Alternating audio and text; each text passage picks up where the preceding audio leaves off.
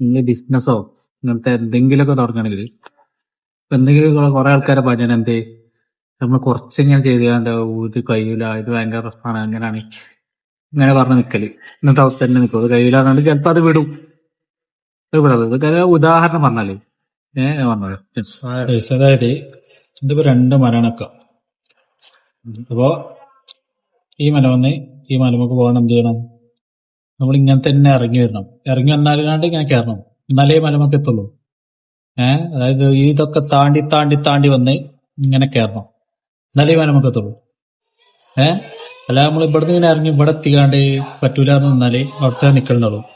പിന്നെ ചിലവർ വിചാരിച്ചു എന്ത് ഹെലികോപ്റ്റർ ഇങ്ങനെ വന്നാണ്ട് ഹെലികോപ്റ്റർ വന്നാണ്ട് ഇങ്ങനെ എടുത്തുകാണ്ട് ഇങ്ങനെ അങ്ങനെ ഇവിടെ കൂടെ ആയിട്ട് വന്നു. പക്ഷെ ഈ ഹെലികോപ്റ്റർ ഓട്ടാന് ഒരാൾ വേണം.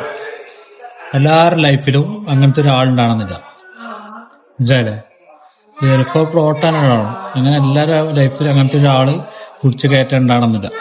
ഏത് അപ്പൊ ഞാൻ പറഞ്ഞത് നമ്മൾ എന്തെങ്കിലും തുടങ്ങണമെങ്കിലോ നമ്മൾ മാത്സിന്റെ കഴിവിന്റെ പരമാവധി നമ്മൾ ശ്രമിച്ച് എന്നിട്ട് അത് പിടിച്ചെടുക്കണം.